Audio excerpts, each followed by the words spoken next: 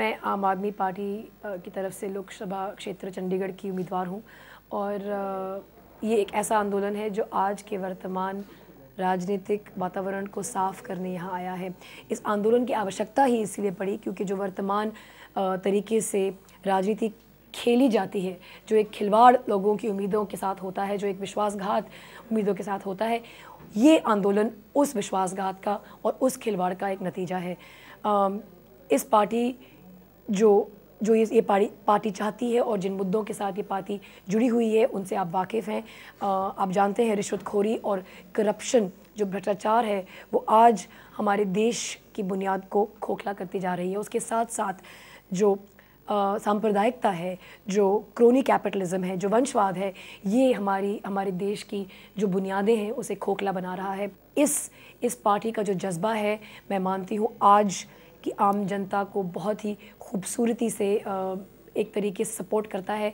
और जहाँ तक कि मेरा अनुभव रहा है फील्ड में, जो ये जज्बा है इस सिस्टम के ख़िलाफ़ लड़ने का, इसमें जनता शामिल होने को तैयार है। देखिए, मेरा ये मानना है कि समाज में किसी भी क्षेत्र में महिलाओं का पूरा योगदान होना चाहिए। अगर महिलाओं को आज़ादी नहीं दी जाती, मौका नहीं दिया जाता एक बराबर का हिस्सेदार बनने का, तो हम अपने आप को एक लोकतंत्र और एक डेमोक्रेसी नहीं कह सकते। तो मेरा ये मानना है कि महिलाओं की भागीदारी और महिलाओं का योगदान हमारे विकास के लिए और हमारे परिवर्तन के लिए अनिवार्य है। देखिए, चंडीगढ़ में पिछले 10 साल से कोई इंडस्ट्रियल नीति अपनाई नहीं गई है, ना किसी नीति की घोषणा की गई है।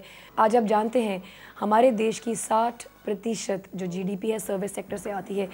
2006 में micro small and medium enterprises act पास होने के बावजूद चंडीगढ़ में वो एक्ट इम्प्लीमेंट नहीं की गई है।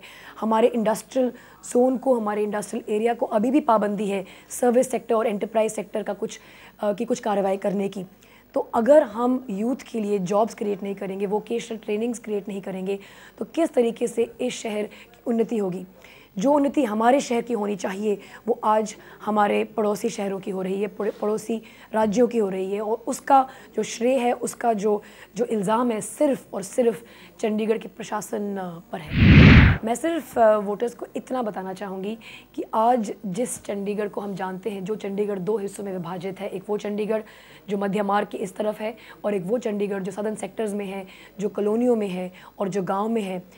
हमारा यही प्रयत्न है कि इन 2 चंडीगढ़ों को, जो बड़ी ताकतें विभाजित करती आ रही हैं, हम इन्हें पास लेकर आएँ। हम चंडीगढ़ के विकास के लिए, चंडीगढ़ के भविष्य के लिए एक इस तरीके से नीति अपनाएं जहां पर सब साझेदार हों और सब भागीदार हों।